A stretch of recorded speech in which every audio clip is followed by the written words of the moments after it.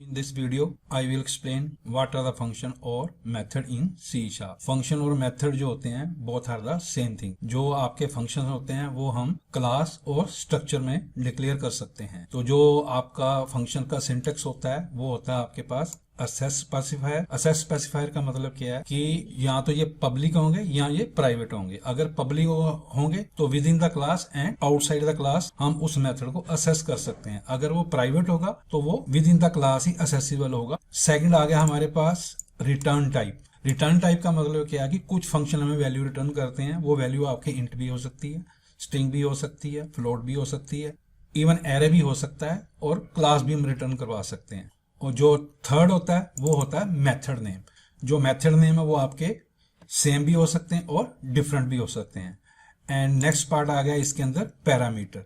तो जो ये पैरामीटर होते हैं वो हम फंक्शन में सेंड और रिसीव करने के लिए यूज करते हैं.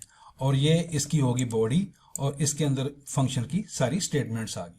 सबसे बड़ा बेनिफिट फंक्शंस का ये होता है कि ये कोड की डुप्लीकेसी को रिमूव करता है. सपोज करो कोई फंक्शनैलिटी है जो मल्टीपल प्लेसेस पे मेरे प्रोजेक्ट में यूज हो रही है या मेरी एप्लीकेशन में यूज हो रही है, तो मैं एक फंक्शन बना लेता हूं और उसको मैं मल्टीपल प्लेसेस पे यूज कर सकता हूं. तो इसलिए मेरे को बार बार उसका कोड नहीं लिखना पड़ेगा. यहां पे मैंने एक क्लास बना रखी है स्टूडेंट और उसके अंदर एक मेथड डिक्लेयर कर रखा है पब्लिक वॉइड डिस्प्ले. अब मैं इस पब्लिक को फॉर द टाइम बिंग हटा देता हूं. तो इसका मतलब है अगर मैंने ना पब्लिक लिखा ना मैंने प्राइवेट लिखा तो ये बाय डिफॉल्ट आपका जो मेथड है वो प्राइवेट है. तो इसको मैं स्टूडेंट क्लास में असेस कर सकता हूं but not in the program class. अब मैं स्टूडेंट्स का जो प्राइवेट मेथड है प्रोग्राम क्लास के अंदर असेस करना चाहता हूं तो that will not be accessible due to its private nature, क्योंकि ये हमारा मेथड जो है आपका प्राइवेट है. अगर मैं प्रोग्राम क्लास के अंदर यहाँ पे उसका मेथड को असेस करना है तो मेरे को स्टूडेंट क्लास का एक ऑब्जेक्ट बनाना पड़ेगा. तो जो ऑब्जेक्ट होता है वो आपका न्यू कीवर्ड से डिक्लेयर होता है. तो अब मैं स्टूडेंट क्लास के ऑब्जेक्ट को असेस करना चाहता हूं तो डॉट. तो यहाँ पे मेरे को इंटेलिजेंस में वो शो नहीं कर रहा because by default this is private. अगर मैंने इसको असेस करना है डिफरेंट क्लास के अंदर तो मेरे को इसको पहले पब्लिक बनाना पड़ेगा. अब मैं यहाँ पे चेंज कर रहा हूँ इसको पब्लिक वाइड डिस्प्ले. अब ये मेरे को इस इंटेलिजेंस में वो शो करेगा. नाउ इसने मेरे को डिस्प्ले शो कर दिया. अगर मैं कंट्रोल F5 से इसको रन करूंगा तो मेरे को ये आउटपुट दे देगा वेलकम टू C# फंक्शन. तो उसने मेरे को यहाँ पे welcome to C# function print करके दे दिया. अब ये मैं फंक्शन यहाँ से कॉपी कर लेता हूँ और मैं इसको प्रोग्राम क्लास में रख देता हूँ. अब ये फंक्शन डिस्प्ले प्रोग्राम क्लास में भी डिफाइंड है और मैं पब्लिक की जगह यहाँ पे प्राइवेट कर देता हूँ. तो मैंने पहले कहा था जो आपके प्राइवेट फंक्शन होते हैं वो with in the class accessible होते हैं. अब मैं यहाँ पे प्रोग्राम क्लास का एक ऑब्जेक्ट बनाता हूँ. Object new program. अब यहाँ पे वो असेसिबल होगा. अब अगर मैं इस प्रोग्राम को रन करूंगा तो मेरे को 2 आउटपुट देगा.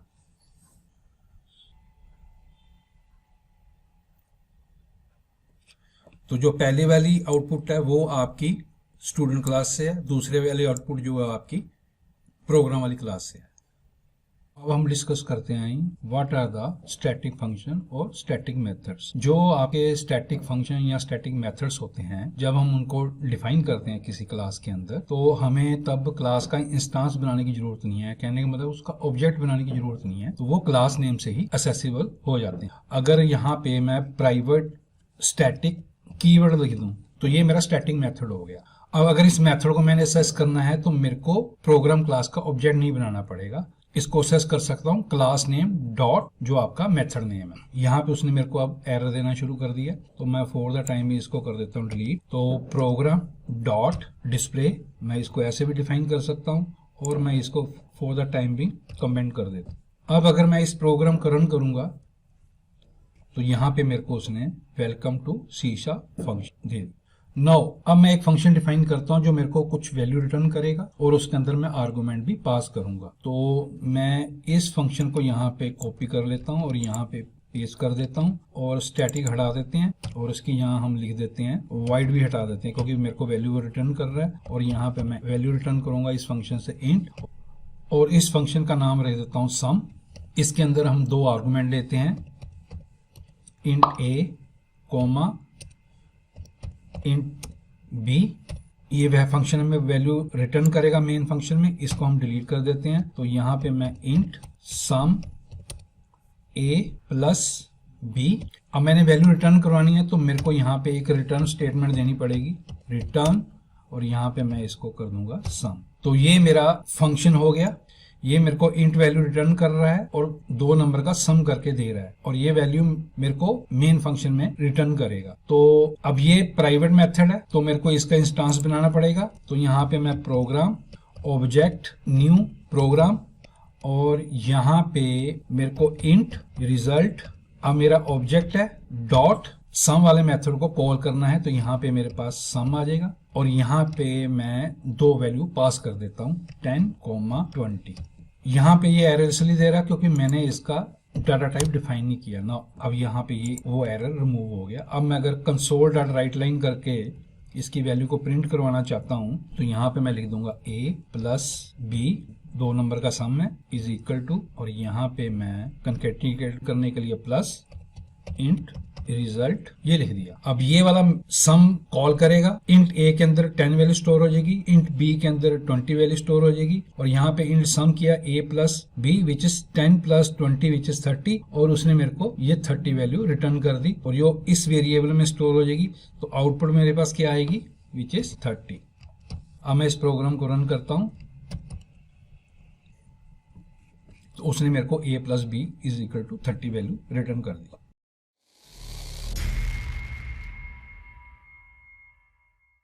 तो कॉल बाय वैल्यू को समझाने के लिए मैं सबसे पहले एक फंक्शन डिफाइन करता हूं, उसका नाम रख देते हैं मल्टीप्लिकेशन पब्लिक, और ये मेरे को कोई वैल्यू रिटर्न नहीं कर रहा, वाइड एंड एमयूएल मल्टीप्लिकेशन, ये फंक्शन ले लिया और इसके अंदर मैंने इंट ए ले लिया और यहाँ पे ए की वैल्यू को मैं मॉडिफाई कर देता हूँ।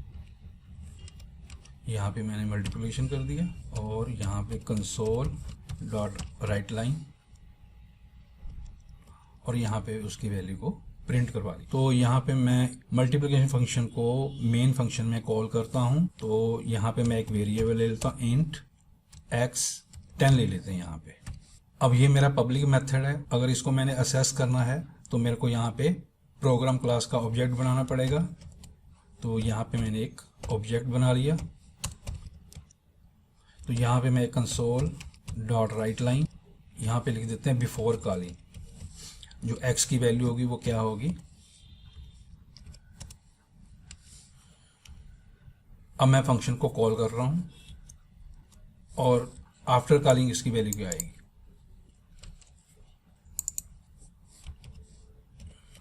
तो इन कॉल बाय वैल्यू, जब मैंने मल्टीप्लिकेशन फंक्शन को यहाँ पे कॉल किया तो जो x पैरामीटर की वैल्यू है वो a में स्टोर हो जाएगी। तो जो a है वो इसकी डुप्लीकेट वैल्यू को स्टोर करेगा। तो यहाँ पे मेरे पास यहाँ पे मल्टीप्लिकेशन हो जाएगी 10 इंटू 10 विच इज 100, और यहाँ पे वो मेरे को आउटपुट क्या देगा 100।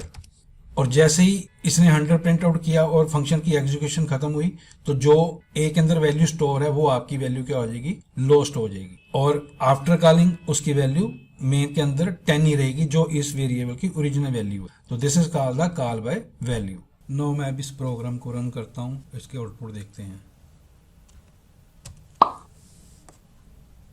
नो उसने बिफोर कॉलिंग जो x की वेरिएबल की वैल्यू थी वो 10 दे दी, जो कॉल फंक्शन था उसके अंदर उसने मेरे को 100 value they the, and after calling भी उसने जो x की वैल्यू वो 10 ही रहने दी है।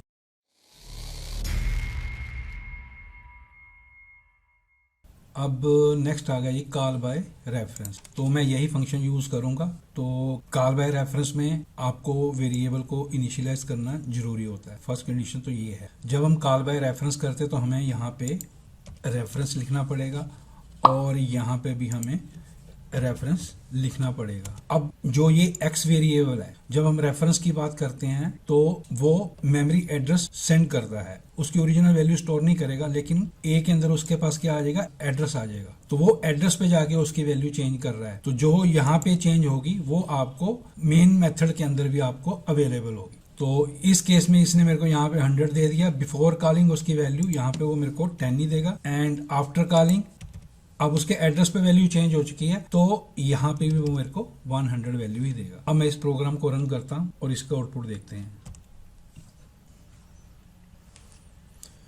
तो बिफोर कॉलिंग x की वैल्यू 10 नहीं है और कॉल मेथड के अंदर उसकी वैल्यू 100 ही, जहाँ पे उसने मेमोरी एड्रेस पे वैल्यू चेंज कर दी थी, और आफ्टर कॉलिंग उसकी वैल्यू 100 ही रही है।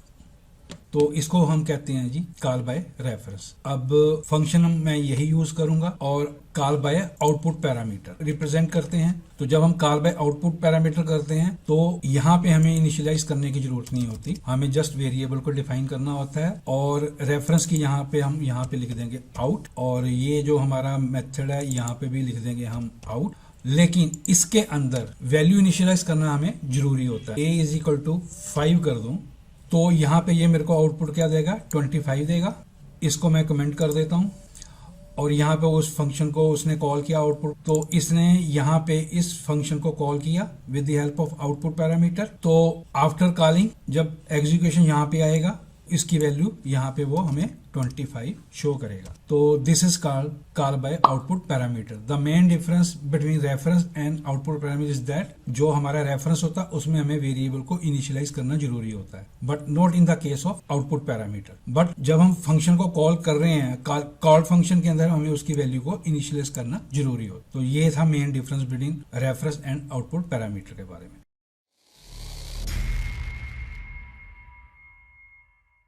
नेक्स्ट आ गई हमारे पास फंक्शन ओवरलोडिंग और मेथड ओवरलोडिंग का मतलब ये है कि अगर आपके पास कोई फंक्शन है, उनका नाम तो सेम हो सकता है but parameter are the different, तो उसको हम फंक्शन ओवरलोडिंग कहते हैं। तो यहाँ पे मैं इस फंक्शन को कॉपी कर लेता हूँ एग्जांपल के लिए और यहाँ पे मैं पेस्ट कर देता हूँ। दोनों का नाम सेम है। अब मैं इसमें तीसरा आर्गुमेंट भी पास कर देता हूँ इंट, और यहाँ पे मैं सी डिफाइन कर देता हूँ और यहाँ पे मैं कर देता हूँ प्लस सी। तो ये सम ऑफ 2 पैरामीटर, ये सम ऑफ 3 पैरामीटर। अगर मैंने इसको मेन मेथड के अंदर कॉल करना है तो मेरे को ऑब्जेक्ट बनाना पड़ेगा। हमने ऑलरेडी ऑब्जेक्ट बना रखा है, तो मैं इस ऑब्जेक्ट को कॉपी कर लेता हूँ। तो यहाँ पे ऑब्जेक्ट डॉट सम, इसके अंदर मैं 2 वैल्यू पास कर देता हूँ 10, 20, और ये वैल्यू मेरी रिटर्न टाइप है वो इंट की है, तो मेरे को किसी न किसी वेरिएबल में स्टोर करना पड़ेगा। तो मैं यहाँ पे इंट सम ये डिफाइन कर देता हूँ और यहाँ पे मैं इसकी वैल्यू को प्रिंट करवा देता हूँ कंसोल डॉट राइट लाइन। तो यहाँ पे मैं लिख सकता हूँ a प्लस बी, किस टाइप का, ये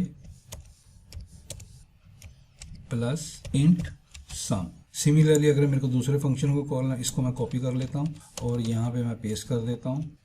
तो इसको मैं अंडरस्कोर 3 वेरिएबल ले लेता हूँ, यहाँ पे मैं इंट सम 3 कर देता हूँ, यहाँ पे मैं a प्लस बी प्लस सी कर देता हूँ। तो ये भी आपका, यहाँ पे हमने इसकी 3 वैल्यू पास करनी है। तो मैं एक वेरिएबल और ले लेता हूँ विच इज कॉल्ड 40। नाम दोनों का सेम है बट डिफरेंट पैरामीटर हैं, तो यह मेरे को 2 आउटपुट देगा। इस केस में मेरे को देगा 30 आउटपुट और इस केस में मेरे को वो देगा 70 आउटपुट। अब मैं इस प्रोग्राम को रन करता हूँ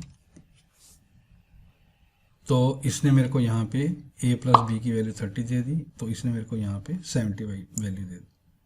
आप यहाँ पे फ्लोट भी ले सकते हो, यहाँ पे फ्लोट भी ले सकते हो, आप एक में इंट ले सकते हो, दूसरे में फ्लोट ले सकते हो, तीसरे में डबल ले सकते हो। This is called the function overloading.